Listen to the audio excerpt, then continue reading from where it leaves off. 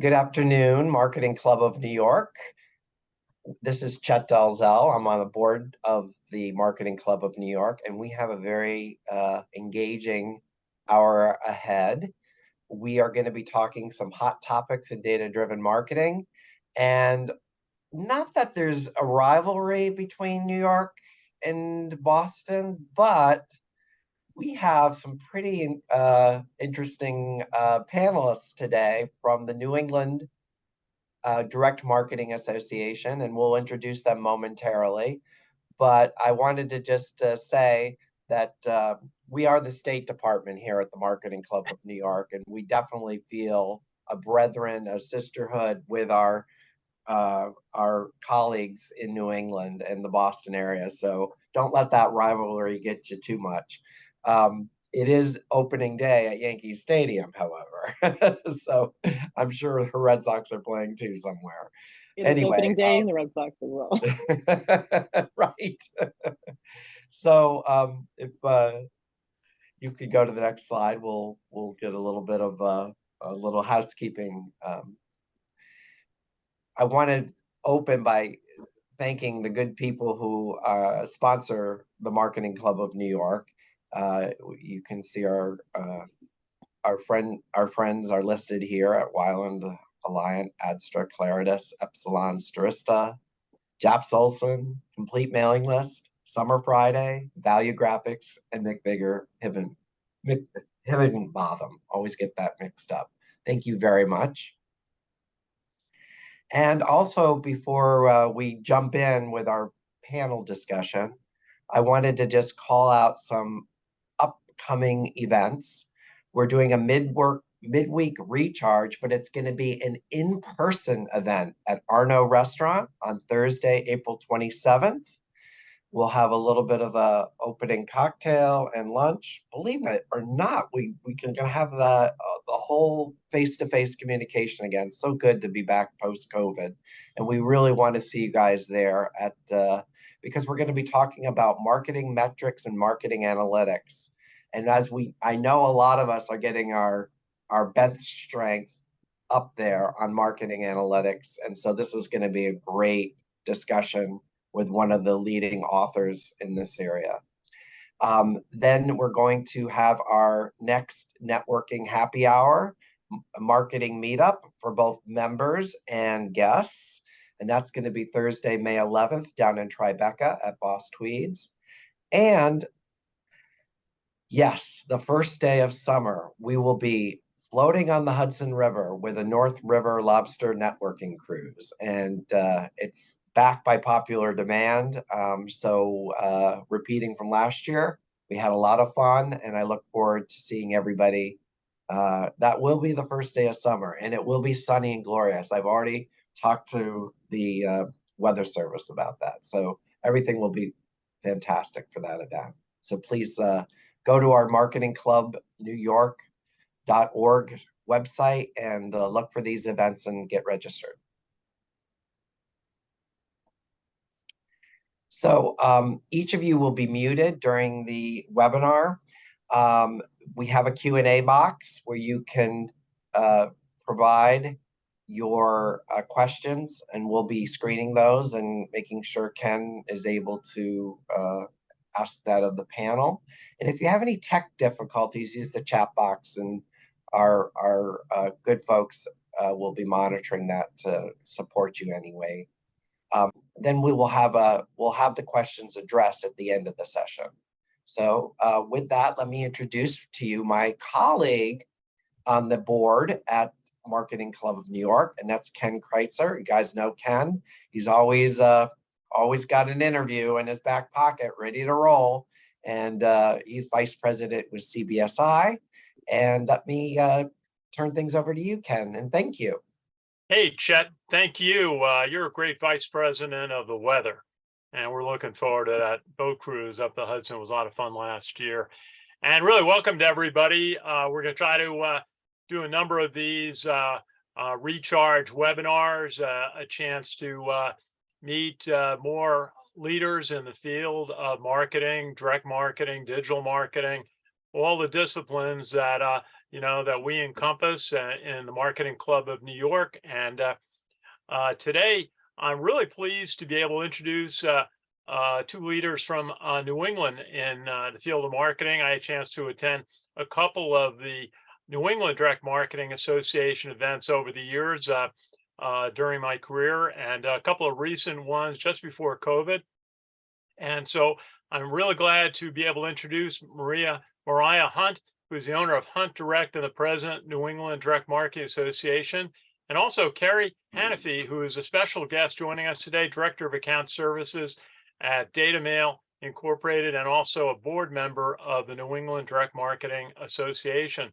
Now, welcome to you both. And again, if you have questions, put them in the chat. As we go along, we'll have a chance to ask questions. We're going to cover a lot of topics, both how direct marketing and digital marketing has evolved, but also some of the things that are big topics today.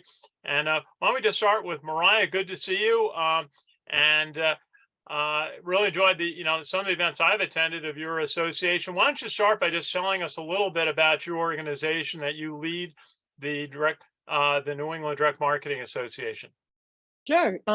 Great to be back with you, Ken. I feel like, we're starting again. We know we're going from spring, planting seeds and moving ahead. So I'm the president of the New England Direct Marketing Association. I've had the job for a while. It was supposed to be a 2-year job, and somehow or another, I think I'm on 10 now, or close to 10. But it's a great association. So we are one of the oldest in the area. I think Chet was asking me, and I probably should have looked it up, but I think we're probably at 75, 80 or more years. And of course, we've morphed from the very beginning. When we started, it was all about, meeting people, greeting people. We were mostly just doing print, nothing as big as data-driven direct marketing. It was about making sure your list was good, your mail got where it had to go, and everyone was happy with the stuff that they got. These days, however, we have, of course, expanded. We have some great programs. Unfortunately, didn't run them during COVID, and we're really hoping to get them going soon. COVID was a killer for NEDMA, I have to tell you. So we did a lot of webinars. We tried to keep up to date, but even webinars get old after a while. So we tried to keep it going, but NEDMA is all about being in person. So we do our conference, which we're hoping to have again sometime in September. Turns out that a lot of the locations that we used to have our places at, since we're nonprofit, have stopped giving nonprofit free space. So, our budget now went up, so we have to look for places to have this. Also, we have a Creative Excellent Events Award session that everyone loves. I don't know, I have one here, I should probably pull it out, but they're nice triangles. We do a lot of work. We send the information out to lots of different associations, to Philadelphia, to Washington. They get rated, not by the New England people, but they get rated by other people. They get ranked, and then we do our Creative Excellence Awards based on that. So we have that as one of our biggest events. Plus we have the MTech Summit, which is really, it's a kind of event that came out of needing to really key into digital. And again, that was one of our bigger events. And people have been really pushing to do in-site, in-person events. We had to wait until now before a lot of people really felt comfortable doing that. So we're gonna be working hard on getting some of these done soon. I would say September right now, unless we can find an event location that won't cost us a fortune to go to do the conference. Okay. We're gonna try to make it work. Well, we're gonna look forward to supporting you on that, and thank you. And being with you at the events when you get them on the board. Just Mariah, just tell us a little bit about your company, Hunt Direct. Some of the things that you have done, how in your career, how you help your clients. All right, so I spent a lot of time in the agency business. My last full-time agency job was at Digitas Boston. I spent probably 15 years at Digitas, and before that I worked a lot of project management, print production, and then project management work. at some of the other smaller companies. So about 8 years ago, the commute was a killer for me in central Massachusetts, getting into Boston. It was a 4-hour commute, 2 hours in and 2 hours out. And I was losing probably parts of my hair, things going gray. So I decided that I needed to do something different. So I took that kind of background in direct marketing, not as huge, obviously, as Digital, but took that and worked it now to Central Mass, which is where I am. And so for 8 years, I've been doing a little bit of this, a little bit of that, a lot of event stuff. I have a lot of background in direct marketing and print. I've won awards, lucky me.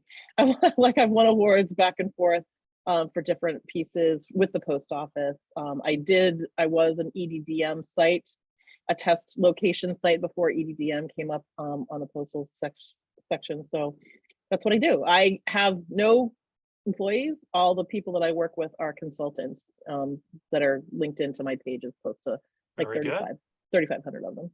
Very good. Now, I appreciate that. And let's hear a little bit about Kerry Hannify, who is Director of Account Services at Data Mail in Connecticut. And tell us a little bit about what you do in your company. Sure. Hi. Thanks for having me. Sure. Kerry Hannify. I've been at Data Mail for 25 years. Data Mail is a direct mail processing facility. We do everything from printing of all the components through the data processing, the envelopes, all that into print production, all the way through to mailing as well as commingling. We do about, I'd say, getting close to 2 billion pieces of mail a year, maybe at the 1.8 number, but I'll round up to 2. So large volume direct mail. So like I said, I've been here for about 25 years. I started actually in quality. I was the director of quality here at Data Mail. That is actually my background. I have a degree in engineering management, so I'm a Six Sigma black belt and all those funky things. So I know how to build a jet engine as well as put a piece of mail together. So Wow. if you want a complicated piece of mail, just reach out to me. And I also teach quality at a local college. So Wow, that's great. I just was at an engineering expo in White Plains for area high school students. That was terrific. What helped you from your master's in engineering that's helped you in your career today? it's all about thought process, regardless of what industry you are in. It's about understanding continuous improvement. I'm going to sound like I'm teaching right now, but everything is about continuous improvement. Whether you're in quality or you're in account services, it's about people, being focused on people, and people is your major resource, and having happy staff and happy employees and empowering them to be part of the process. And I think that regardless, again, of what position I'm in or what industry I'm in, or teaching, kind of focusing on that empowerment of people and employees, and because they are the company. Absolutely. Now I got to ask you about the Six Sigma black belt. That was a big topic in quality management. General Electric, GE seemed to push that considerably going back a few years ago. How did that help you to follow the Six Sigma guidelines?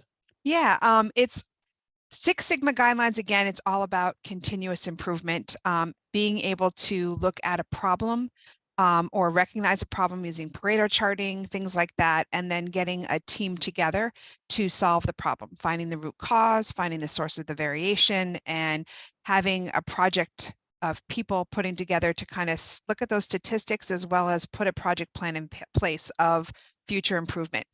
So again, regardless of my position, whether I was in quality or I'm in account services, the number one goal is meeting customer expectations, and all these tools get you there.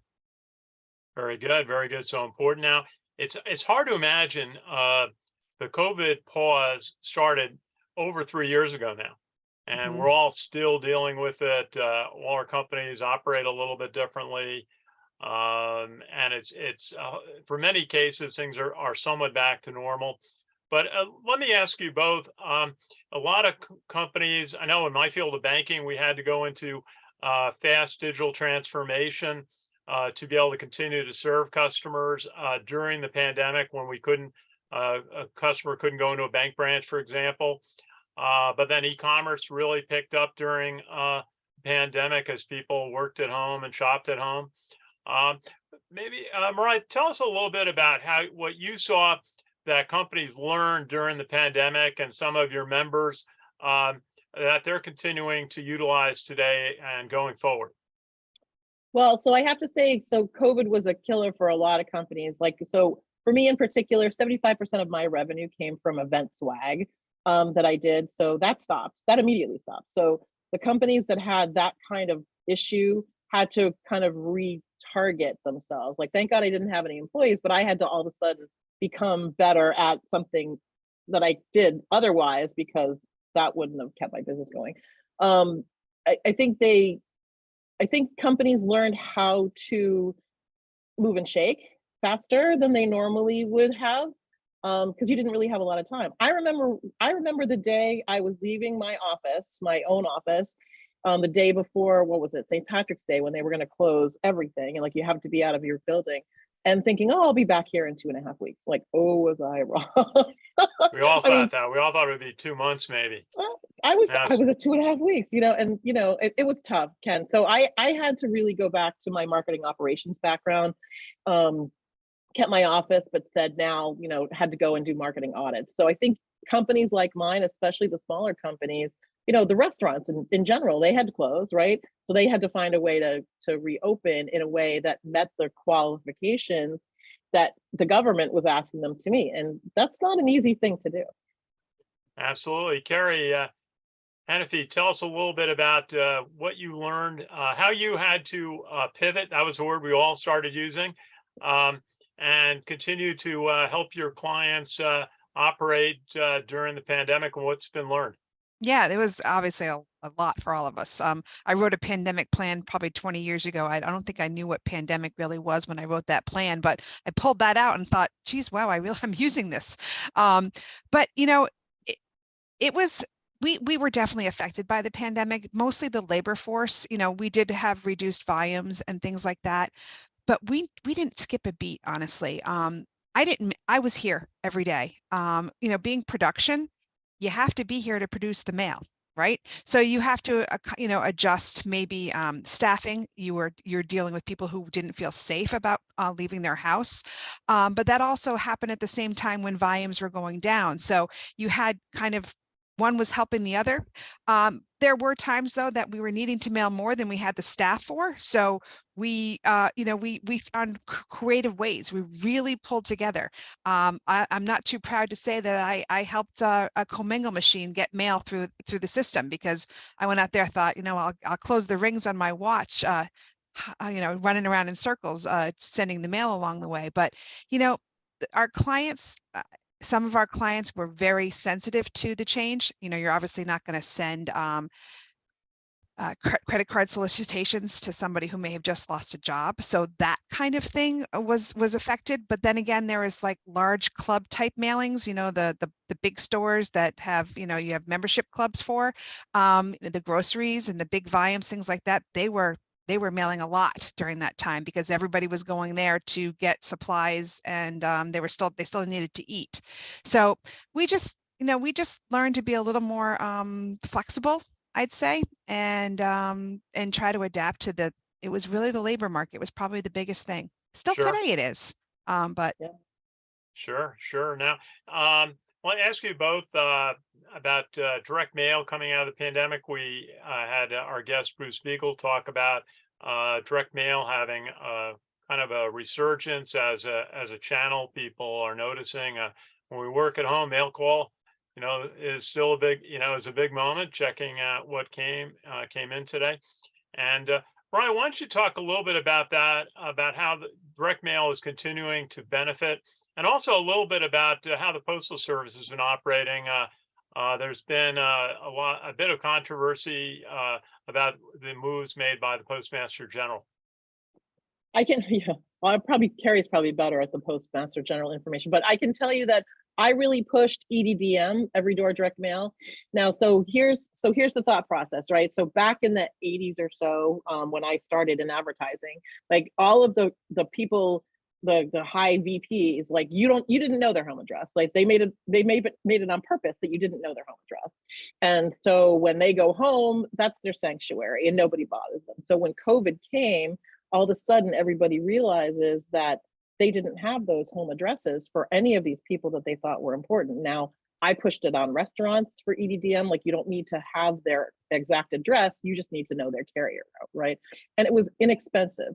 And the other problem is that direct mail had come, so really good direct mail is done with companies like Kerry's, but there are people that trying to do direct mail that really don't have the background in it, and they do it poorly, so when it ends up not working, they're like, well, I'm not going to spend the money anymore. And believe me, it's a lot of money. But if you're smart about it, and if you know your customers and you know what they need, it works out really well. I have gone in so many times to talk to high VPs or owners of companies who said, oh, I know exactly who my customers are, when they just really don't. So it's kind of an education process, because a lot of us, people like me who have a background in print and mail, there aren't a lot of us left. There really aren't those people that have that background. So I pushed big for it, for any business that was still open during COVID. I'm like, you need to do something to get the word out. And so far, the resurgence of mail, I think I saw the numbers, and Kerry, you might be able to help me with this, but I think I saw the numbers over the past couple of years. I mean, we're up over 5%, which is kind of huge in terms of people doing mail. But I'm gonna put the status quo to say it's not good yet. It's at the basic part, and they need the people to understand, the companies like Kerry's, to understand how you do good direct mail as opposed to just, mediocre direct mail. Yeah, I think it would work. It always works well, but you got to do it right. Right. I think people have become smarter about how they're mailing. They're not the old term of spray and pray. There's more intelligence in who we're mailing to. The lists are, you want to get more bang for your buck. So you might pay a little more or use some lists that have a little bit more information regarding the demographics of who you're marketing to, or there's credits or whatever it is that you're pulling the list by. But it's important to make sure that, because the postage is very expensive, and it's going to continue to be very expensive, unless of course you do a postal promotion, which saves you 5%. I was just going to mention that, Kerry. Yeah. We can play off each other. Yeah, we're saving. I mean, I've totaled up, being in account services, the amount of money that we are on behalf of our clients saving over this 6-month period, and we're talking in the millions of dollars. So when when we're mailing 1.6 billion pieces of mail a year, and you can save 3 to 5% on that postage, unfortunately, postage is going up that amount, but we're going to take those opportunities to save whatever we can. Okay, very good. Thank you. When I attended your conferences, Mariah, pre-COVID, you had some excellent talks about online marketing and how to utilize search engines and improvements on web pages. And one of your members is particularly good at that presentation, Harry Gold of Overdrive Interactive, and we talked with him a little bit. What are some of the keys that on the online, certainly during COVID, e-commerce became a tremendous part of marketing. What are some of the keys you've seen and your members have talked about on good online marketing? Well, so it kind of goes the same thing, what Kerry said, pray and spray, right? The same thing with digital. I mean, you can't put out a really bad digital campaign and expect somebody to respond. Buying a list is cheap in the digital world, but you don't know if it's going to be good or not. I think the average of good emails versus old emails is still, in the high range. And so you have to be really careful. I mean, Harry was good, and Bob Cargill was good. And, of course, we have Nancy Harhut. I mean, the people in our industry have grown with the market. So they tell you to always do a campaign, like never do a one-off. Always have it linked to something else, because you have the 2 seconds, 3 seconds, maybe 5 seconds to reach people. You have a little bit more with direct mail because they walk to the mailbox and they might take it out. But I mean, if it's connected to a campaign, it always works better. So Harry's fabulous about that. And if you've ever seen him present, I mean, this guy's an energizer bunny. Like, he'll stand up there and he'll talk about one thing and he'll go to the other. And his MTech Summit, he's responsible for the MTech Summit. So you will learn a ton, because NEDMA is really all about teaching people, basic things. But then we have all sorts of members like Nancy, who's written so many books, and like Bob Cargill, who's just put out a book on social media, and like Harry, who's been in the business a long time, that you're gonna leave with something that you didn't have when you came in to these sessions. That's the idea of NEDMA. Like, you leave with something tangible that you can try, or that you can work it for the next time. Okay. And Kerry, what have you seen in online marketing, e-commerce that has really worked? Obviously, personalization is so vital now into anything in direct mail. One of the NEDMA members I heard talk said, everything now in mail is to marketing to an audience of one. What are some of the keys there in using technology? Well, I'll throw out the postal promotion again. The use of QR codes is kind of huge now in the industry. A lot of our clients are putting on QR codes on their print pieces so that you can easily get to their website on your phone, which I find to be personally a pain because it's too little for my 50-year-old eyes, 50 plus, whatever. But I mean, they're actually, so a lot of the QR codes, a lot of getting that personalized information, some of them are pre-populated, they're personalized, QR codes, but you're also getting a, going in the future from the Postal Service, if you link your QR code to an actual, like for a credit card app, if you link it to the actual page for the credit card app to sign up for that card, you're going to be getting a discount on your postage. So using all those things, and the post office is trying to do that as well. They're trying to kind of pull in digital technology into the mail moment. So as they call it, right, Mariah, that whole mail moment of, aha, let's use all this technology, let's use all this information, and let's integrate it all for future. Very good. Now, the big elephant in the room, made the front page of the New York Times again, is Chat GPT by OpenAI, and the implementation of these artificial intelligence programs that can help search engines, can help customer service. Actually, Mariah, you had a terrific talk on that at one of your conferences by Christopher Penn of Trust Insights in Massachusetts. And he talked about AI providing acceleration, accuracy, and automation, but it still can't make decisions outside the rules. And that seems to be the key topic. What's your thought on the AI initiatives that have happened in the last few months? Well, I mean, I have to say, I hate bots. Like, I hate bots. Like, I just hate bots because you have to speak specifically to what you want. So the AI is changing that, where you don't have to be as specific. But then here's the thing about AI that I think, and I don't know, like, maybe we should look at this, but I think in the end, you'll still need something to explain, because again, you still have a population, an older population that will probably love this, but still a little hesitant to use it, right? So on top of having the AI work for you, which I think is great, things can get done really quickly. In fact, I was talking about, an agency that I work with that was able to do 4 or 5 different voiceovers, and they didn't use people. They used this chat, the chat bot. They're using this particular program where they could have a Bostonian speak, and then a New Yorker speak, and then somebody, from the West Coast speak, and they pay one price for it. So they're going to put people out of business, but it's going to be faster, cheaper, and, better for someone to use. So, but I think even in the end, Ken, they're going to have to explain it to people. Like, this is not something that people are just going to grab onto and use without having a good explanation behind it. That's my thought anyway. Very good. Appreciate that. Kerry, what's your thought on these new AI initiatives? Well, for somebody who writes procedures and policies all the time, I'm personally very excited for it. Hopefully, if somebody else puts in the same question as me, which I don't have enough knowledge personally, quite honestly, about it, but will they answer it in the same exact way they answered mine? So, and we'll end up having the same documents out there. But I think it's kind of revolutionary. It's a little scary, but if we can all be more productive with certain tools,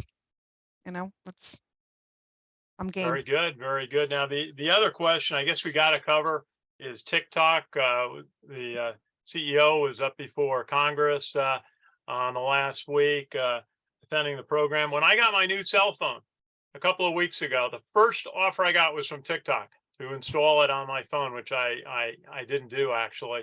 But Meet the Press said 150 million Americans are using TikTok. It's an influencer channel promoting products and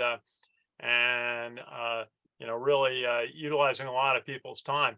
Mariah, what's your thought on TikTok? Is it a good program? Is it something that marketers should have concerns about? Well, I think I think marketers, I haven't done a lot of research into TikTok, but I think marketers should have concerns about it, just because of why, the CEO is in front of Congress. I'm not being very political about it. I said, if there's something happening that shouldn't be happening, then, it shouldn't be happening. But I think the thing about TikTok is TikTok, at least to me, is concentrating on younger generations. Oh. And I think the thing that gets me about that, like anything that's new, they want to really link to a generation, right? So this one is generation, I think we're at Z, right? Generation Z, maybe we're past that. But the thing is, like, they deal in chunks of information, little bitty chunks that last 3 minutes, 5 seconds. So if that's your audience, so again, I mean, being from the agency background, I'm always going to make the client do a strategy document. Like, where are your breakdowns happening? If the majority is the younger generation, then yeah, that's great. But if it's not, I wouldn't use it. I would assume, I'll make a premonition that, TikTok will probably be shut down at some point in time. Okay. Kerry, what's your thought on TikTok? Is it a pro or is it a con? Well, it's very entertaining. I'll have to admit that.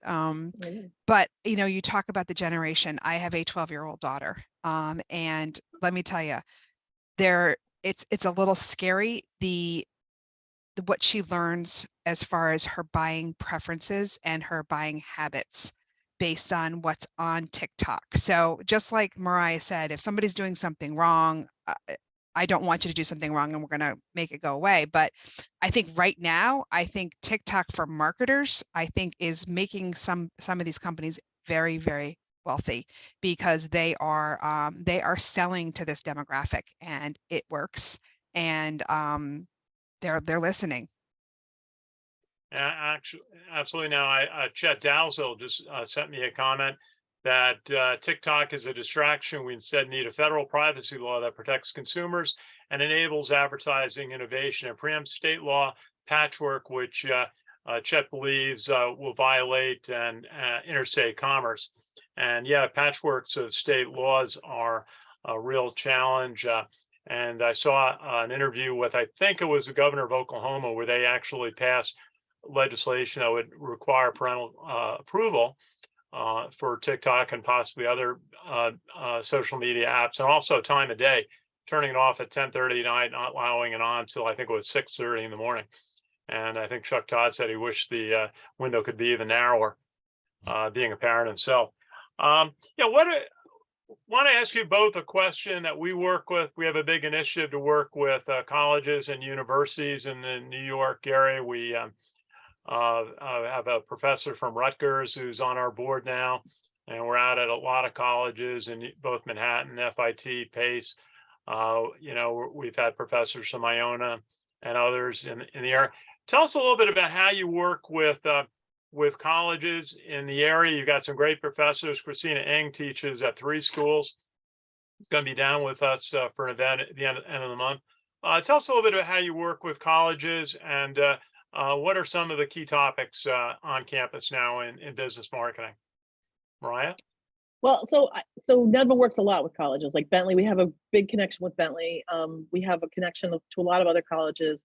Bob Cargill works at Northeastern University. He also did a class at the physicians. I can never forget what the college is, but I mean, I taught a class at Mount Ida, doesn't exist anymore, but we got people on our board and people on that are members that teach all over the place. Because I mean, again, we go back to the educational process.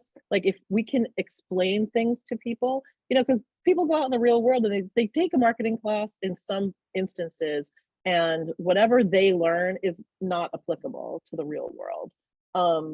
They learn strategy, they learn statistics, but they don't kind of know the one-to-one. They don't know what happens here, what do you want to have happen at the end. I went to college an awfully long time ago, but they were doing Yale case studies as the business case studies, and that's where you learn, about a company. Here's their problem. How do you make it work? And I think we've gotten away from that. So we like to go in anytime we can and talk about real world, especially social, and everything that's changing so fast. I mean, Bob Cargill will talk about one thing, and then a week later he'll talk about something else. They're probably talking about TikTok right now. Well, Kerry, we like to work with them. Absolutely, that's great. And Kerry, what's your thought? You said you've taught, and what are some of the topics when you talk to a college group? What are college students interested in? I know they're obviously interested in where their job potential may be, but what's your thoughts about colleges and what the students are saying? Yep. So it's obviously a passionate topic for me. Currently teaching, and I've taught for about 20 years. And it's funny, we just had a meeting internally here at Dalzell yesterday about this, because we work very closely with a local college, Central Connecticut State University, and they have some degrees that are kind of within our industry. One of them happens to be graphics technology, and we also have a lot of hires from there. And the big thing that I know that I've heard and what I've had feedback to me on is the fact that students today want real life examples. We talked about, my term for this is, teachers who may be in their ivory tower, where all they know is a book and what the book says, and they're teaching what the book says. Where today, students really want that experience, so that when they leave, they can insert themselves into industry, whatever that industry may be, and understand that industry. And I think all schools need to have a better understanding of that, and need to teach like that, and not just teach from a textbook, but unfortunately have more teachers like me who are working full time and have experience and have hands-on experience, and we can talk to them, we can converse with the students. Because to me, I learn as much from my students as they learn from me. They, I want to make sure if they're working in their lives, that they're feeding and they're telling the rest of the class what happened at work today. What did you do? What were your problems? What were your successes? Whatever that is. But I think that's huge in college, and I don't think that our colleges do a good job of that. No, they should do internships. So way back when I went to college, we did a trimester system, and the month of January, you did an internship. And 2 years out of that internship, I worked at an agency in New York, and I worked in an agency in Boston. Now it was for a month, but the amount of information that I learned from that was immense. Absolutely. It was immense. Absolutely. Very good. Now, a question I always ask is, because I've seen so much change in technology. We had little when I started. Now we got a lot. Mariah, our careers have kind of paralleled.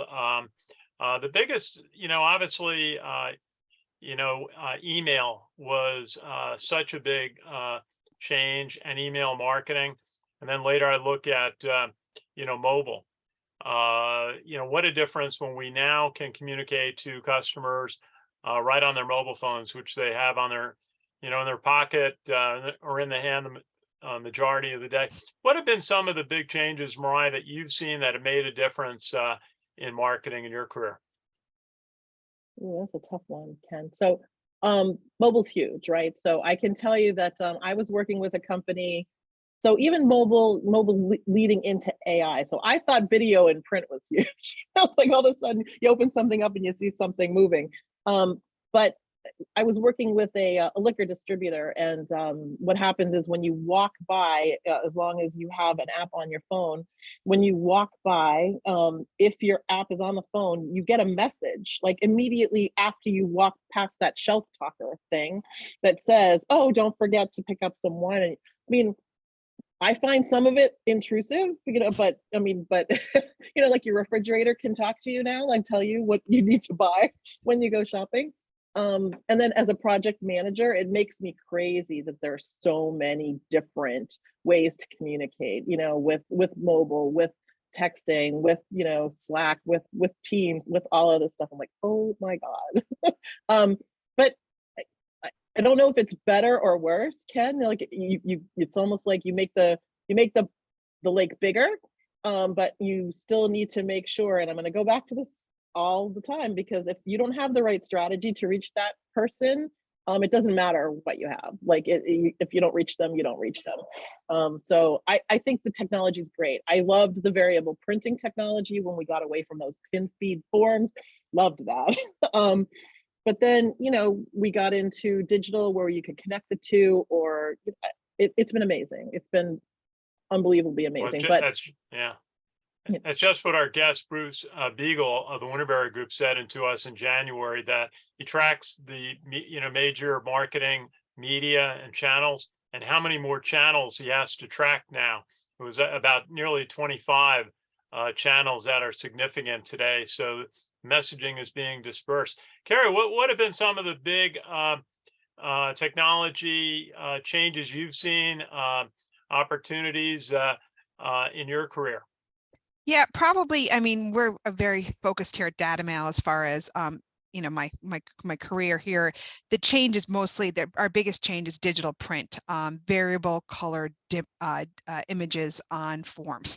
So you're able to target people better and kind of make it more efficient, more productive running through production. It's the biggest thing. I mean, we can make variable envelopes. We can make, look at your spending habits, and you use your credit card on groceries, and Mariah uses her credit card for trips to Paris. And we pull in images based on spending habits. So I'd say the ability to be able to do that, again, also allows you to have a more targeted, you've got better lists now, you've got better, better envelopes and forms going out to these folks. And personally, I love getting mail with my name and color. So I'll open the piece if you send my name and color. Well, but the thing about it is you have to be good with the data. So right. like you're saying, there's so much of this hanging around that if you're not good with parsing that data out, like I'll tell you a story way back when I worked with Stop and Shop. They needed some work done, but they had so much data. I'm like, they're drowning in data. The question is, do you really need this data? Like, what do you need to do with it? And if you just have too much, and you can't get down to the very, pinnacle of here's how you're going to convert a client, then, you're going to be spending your time going through all sorts of data that you don't need. Yep. Hey, yeah, we may have our friend Ruth Stevens watching today, who's a business-to-business author, expert, teaches at NYU, and she would want me to ask you a little bit about business-to-business marketing that you have talked about at the New England Direct Marketing Association. Of course, Mariah is a president, and Kerry, a practitioner in Connecticut. And one of the people who was a very good speaker for you was Ted McNulty from Adaptive Intelligence, talking about digital marketing, and got back to the basics, SIC codes that I've used since day one. What have been some of the thoughts that your members and some of the things you believe that is important in business-to-business marketing? Well, so we have a lot of requests. So we used to do a lot of business to consumer, right? Because those are the flashy ones and everybody loves that, right? But the business to business, Ted McNulty was really good at it. Bruce McMeekin, who is BCAM marketing, they focus on the financial institutions. They go sometimes direct to consumers, but they go a lot to businesses to offer different services. Insurance companies do the same thing. So we've been asked quite often, to have people brought in to explain the biggest differences between business to business and business to consumer. So it's a whole other animal, that we bring people in to talk about specifically, because you can't just run one and think that it's gonna, work for the other. Okay, Kerry? Yeah, I don't have a lot to add. I always just know that to get to a business, you need to send food. You got to send something that makes them open it, and if it smells good, or you promise that there's candy inside, they'll read and they'll put it on their desk. Okay, well, Chet Dalzell has a question, an area I was going to get to on marketing metrics. One of your speakers, Christina Ng, who is the CEO of Thoughtlight Marketing in Boston, also teaches not only at Harvard, Brandeis, and Northeastern, quite a combination. Has a new book out on marketing metrics. And do you find Chet asked if your clients are committed to data-driven marketing and testing, and what do they get from this? Are they strategic, and data centric from day one? Probably not data centric from day one, because the minute you mention data, their eyes will glass over. You know, I mean, because they're looking for people that can take the information that they need and make it happen for them. There are very few. So even, you know, there were lots of people that did a lot of data. I have a friend of mine who works at TD Bank, and you know, she's fabulous in data, but she knows the ins and outs of it. You know, so as long as you connect with people like that, because you can't know all of it. There's a ton of information that you pull from here and there and everywhere to make sure that you have the latest strategic elements that you want. So I remember sitting through meeting after meeting after meeting, because you know, data driven was where it was at, right? But the question is, what data and what are you using, and you know, how are you going to make it move forward, and how viable is it? Because you know, people mail 2,000 pieces, or they send out 2,000 emails, and that's really not a good representation of a quantity to say, oh, look what happened. So there's all sorts of the rules outside of the data going, you should have this to make it, you know, make it attractive for somebody to want to look at it. Okay, Christina's amazing. She's amazing. Interesting, because I mean, when I first started my career in direct mail, I don't think there was such a thing as a data scientist. And I think now there's actually degrees in data science.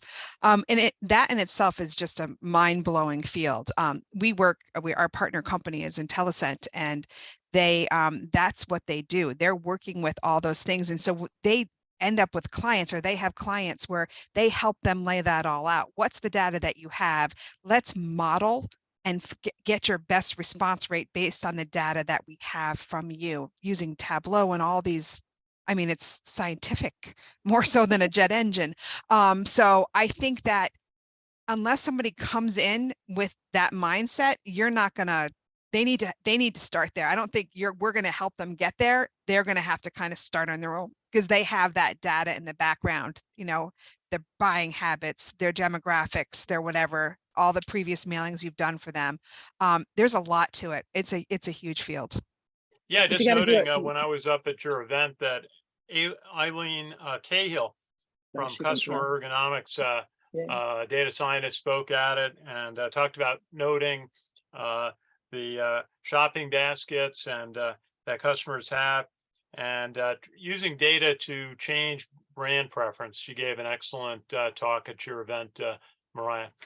Yeah, and she would. So here's the thing that you have to learn about the data scientists, though. So nowadays, when you log on to Facebook or you log on to Amazon, you've already given them an okay to check what you're doing. You know, it's like you go to the cart, you leave something in the cart. So that information, along with all of the modeling that Kerry was talking about, but you have to have a lot of it, right? But you have to know what's not good to use and what's good to use. So there's a ton of information out there. Like, you can have people search the internet forever to grab this information, but that may not be, you know, exactly what you need. So, I mean, you have to be specific about what you want and what the data needs to do for you. Okay, Kerry. Okay, you're good. I'm good. One quick. Oh, go ahead. I wanted to add one quick point, but we got a break. We just got a couple of minutes left, and it's been a great and a delight to talk with you both. Vela Afshan of Salesforce gave a talk, and he looked at the Olympic rowing for Australia in 1998. A book came out on it, and he talked about that that team, when they prepared, they all looked at what will make our boat go faster, and everything was about team. And you know, in a world of technology, you know, and online and whatnot, he said, you know, you got to look at what helps the team, what helps the business. And I thought that was such a good point. And he added something: what will provide the best value, you know, for a company, looking at, you know, the actions that you take and the projects you spend time and resources on. I just thought his talk was very insightful and kind of brought things together at your meeting. Yeah. No, I mean, again, we're going to pull all this extraneous information out, and then we're going to pull out those bits and pieces, the people that are speaking, to something that you should think about when you go. Like, how are you going to make it work? Like, obviously, you can't leave one of our conferences and be a data scientist. That's not going to happen, but you can at least know where to look and, know exactly what being a data scientist is going to mean to your particular industry or your particular business. Absolutely. Now we've got about just a couple of minutes left, and I wanted to have you both maybe just offer a couple of thoughts about what's coming up. What are some key things? We've talked about a few today, and a little bit more about your business. Kerry, why don't you start? We'll let Mariah get the last word in. So what's coming up, I would say definitely, keep your mind on data and be able to target specific people or specific demographics so that you're getting the best return on your investment. Take advantage of postal promotions. Absolutely. We want to make sure that everybody is saving the money as the postage rates are going up.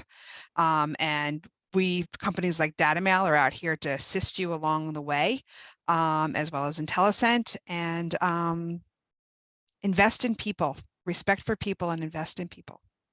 Very good, Kerry. Thank you so much. And Mariah, what's your thought to clients now? We're almost getting, we're a quarter of the way through the year now. For the summer, everybody really start thinking about the fall and the holiday season. What are some of your thoughts to clients? Well, so if nothing else, I always go back to the basics. It sounds really stupid, but I do. People start and they get all excited about something, but it may not be for them or their company. So the idea for me is always think about who your consumers are, whether it's a business or whether it's a consumer. And TikTok is great, but TikTok is not great for somebody that's 65 or older.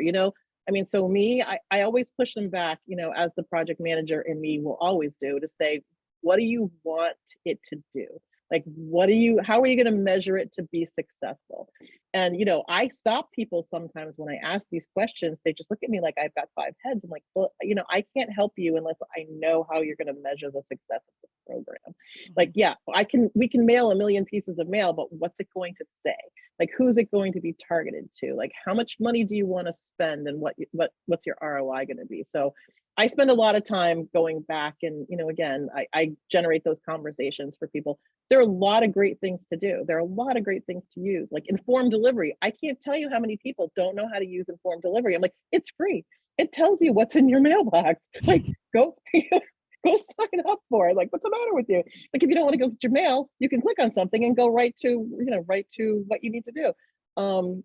But again, it's sometimes that very basic, simplistic thing. And, people might start snickering like, oh, she's talking about this again. I'm like, well, because we miss it sometimes, thinking that we want to, do something grandiose, and we really haven't thought through all those thought processes that need to be thought through before we end up doing it. Very good. And I just really want to thank you both on behalf of the Marketing Club of New York for joining us. And I so much have enjoyed attending events of the New England Direct Marketing Association going back to the 1980s. And recently up at your events at Bentley College. So well done. So many different elements you have brought into those events from the different disciplines that, some call it direct marketing, some call it digital, online, and we call it overall marketing here at the Marketing Club of New York. And Mariah, when you have your next event, we will look forward to promoting, and hopefully many of our members can try and attend. That's great. I appreciate it, Ken. Thank you. Okay, I think we are about to wrap up, and I just want to thank everybody for watching today. We've got a couple of events coming up. We've got an in-person event at Arno's Restaurant in New York City with a speaker from the New England DMA, Christina Ng from Thoughtlight, to talk about her new book on marketing metrics. We've got a marketing happy hour May 11th in Lower Manhattan at Boss Tweeds. And we're going to have our famous boat cruise on June 22nd. Later in the year, we've got a privacy summit in September, and we have our Silver Apple Awards dinner in early November. So a lot of things to look forward to. And again, thanks to our guests, Mariah Hunt and Kerry Hannify. And thank you, everybody, for watching. And thank you to the team who help us with all the production on this, Kathy and Terry in particular. So on behalf of our club, Marketing Club of New York, thanks for watching. Have a great day. Bye, guys. Thanks. Bye-bye.